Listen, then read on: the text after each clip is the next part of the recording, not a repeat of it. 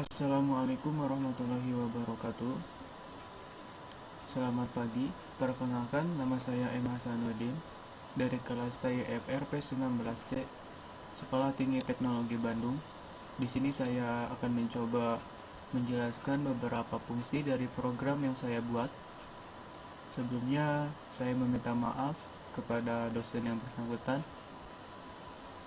Di sini saya tidak bisa mendemokan aplikasinya secara langsung dikarenakan baru saja saya buka aplikasi program saya ini terjadi masalah atau trouble dan tidak sempat waktunya untuk memperbaiki.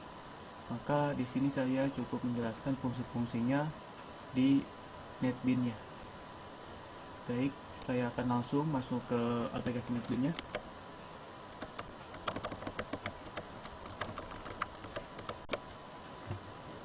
Di sini saya membuat beberapa form, ada login, ada form kasir, form admin, form gudang, ada form pop-up barang juga, dan form pop-up supplier.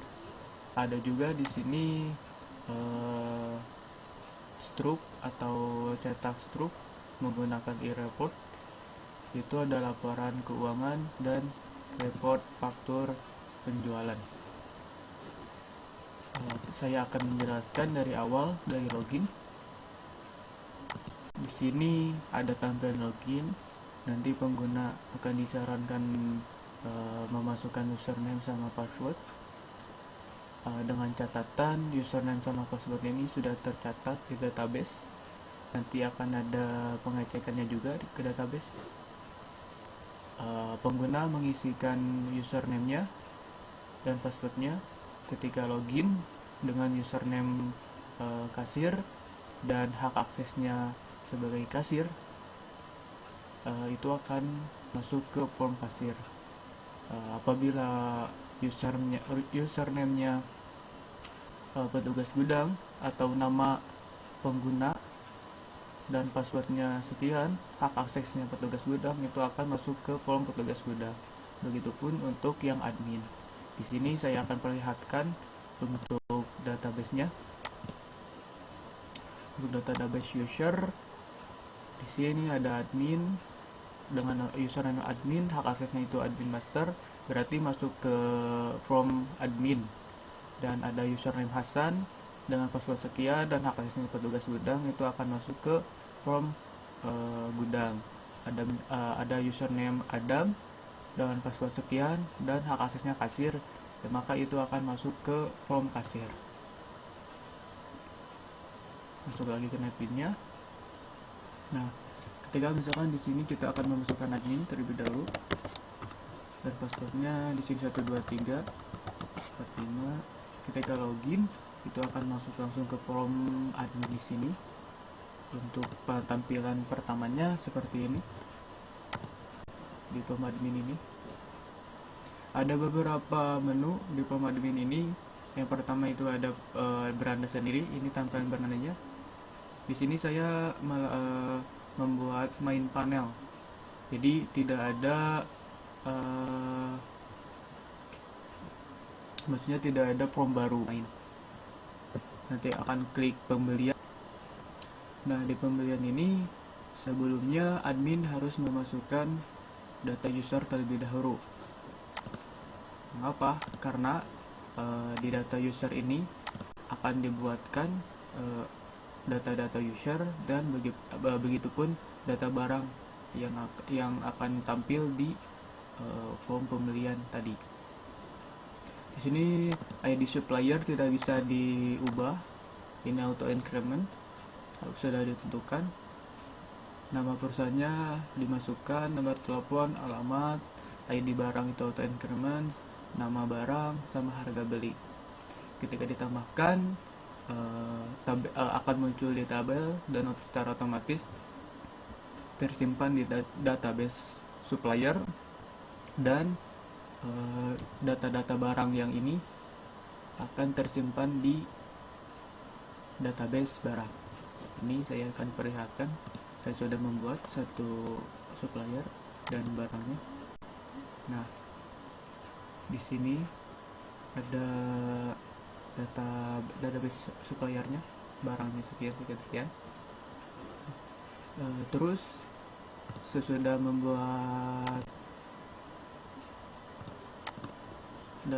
sudah membuat data supplier, admin diminta untuk ke menu pembelian. Di sini akan ada klik cari, tombol cari. Di sini maksudnya tombol cari ini akan mencari suppliernya siapa dan barangnya apa, yaitu nomor invoice ini tidak bisa diedit, begitupun ID supplier dan barang, tanggal juga tidak bisa. Nomor invoice, ID barang, dan ID supplier, ID barang sama tanggal itu auto increment atau muncul otomatis. Ketika saya sebagai admin klik tombol cari, tabel-tabel untuk database supplier dari database supplier, jadi ditampilkan di tabel ini, si database supplier ini. Ketika klik tabelnya dengan salah satu data, nanti akan muncul ke sini, ke kolom-kolom ini dengan secara otomatis, kecuali kuantitas atau QT sama subdata. Nah, setelah muncul semua data-datanya yang di database supplier, kita masukkan jumlah kuantitas atau QT. Setelah dimasukkan, lalu klik hitung, subtotalnya akan muncul secara otomatis setelah kita mengisi kolom QT dan mengklik tombol hitung.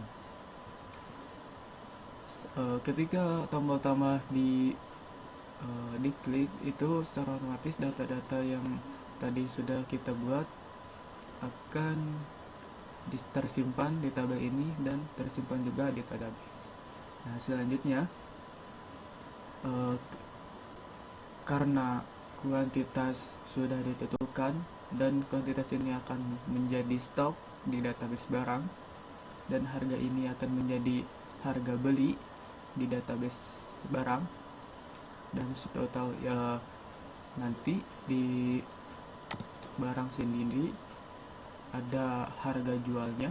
Nah, harga jual sendiri itu akan diinputkan oleh admin gudang atau petugas gudang sendiri. Kita lanjutkan untuk form admin terlebih dahulu sebelum lanjut ke form petugas gudang. Ada di sini data pengguna. Di data pengguna sendiri, ini pembuatan akun pengguna yang mana bisa login ke aplikasi ini atau program ini dengan hak akses tertentu. Ada kasir, petugas gudang, dan admin master. Setiap hak akses memiliki hak akses ke form-form tertentu. Di sini ada ID pengguna dan nama pengguna di sebelah kirinya. Ini diambil dari database pengguna dan mengambil ID penggunanya saja dan nama penggunanya saja. Ada proses CRUD, tambah edit, hapus data pengguna. Di sini ada tabelnya menampilkan dari database pengguna. Ada cek barang gitu ya. Nah, di cek barang ini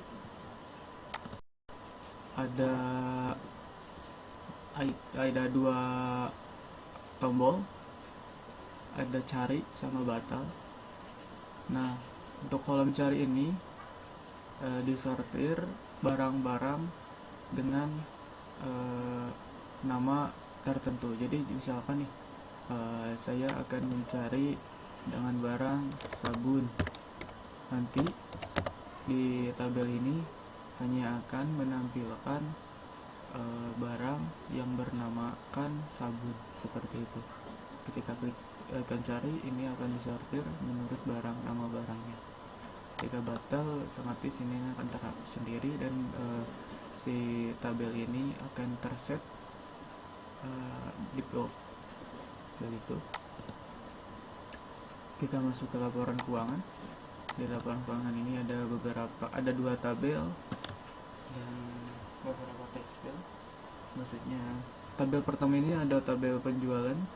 Ini menampilkan database penjualan yang sudah kita lakukan, dan tabel pembelian ini menampilkan database dari pembelian. Di tabel penjualan di sini di bawah tabel penjualan ada kolom total. Maksud di sini totalnya itu total keseluruhan yang ada di database penjualan. Total keseluruhan apa? Ini total keseluruhan dari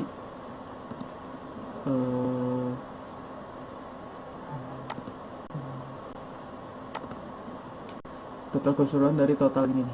Ketika ada beberapa barang, secara otomatis itu akan terhitung semuanya. Bahkan di sini ada barang pertama itu ada sabun colek dengan total harganya 17.000. Nanti misalkan ada kedua itu ada makanan atau ada makanan ringan dengan total harganya 10.000, maka itu akan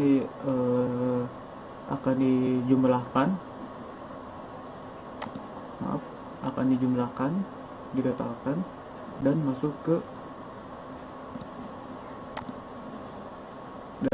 akan masuk ke sini, ke kolom total ini. Begitupun juga untuk tabel pembelian itu di total kolom ini akan diisi oleh jumlah dari kolom total yang ada di database pembelian.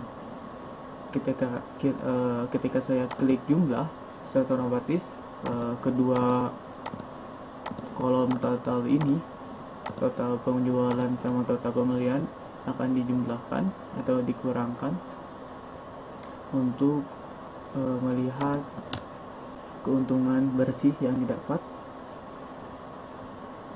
Ketika dimasukkan pajak, jumlah ini akan dikurangkan dengan pajak dan memperoleh keuntungan finalnya. Ketika tombol cetak diklik, itu akan tersimpan ke database keuangan dan akan mencetak laporan keuangannya sebagai berikut. Laporan keuangannya seperti ini. Tadi saya sudah mencoba untuk mencetak laporan keuangannya. Nah, di sini pendapatan bersih ini didapat dari jumlah yang tadi, dan di kolom jumlah maksud saya, dan pengeluaran ini didapat dari total pembelian. Penjualan ini didapat dari total penjualan. Pajak didapat dari kolom pajak. Keuntungan sendiri itu didapat dari pengurangan antara pajak dan pendapatan bersih, seperti itu. Kita lanjut. Admin sudah semuanya. Kita lanjut.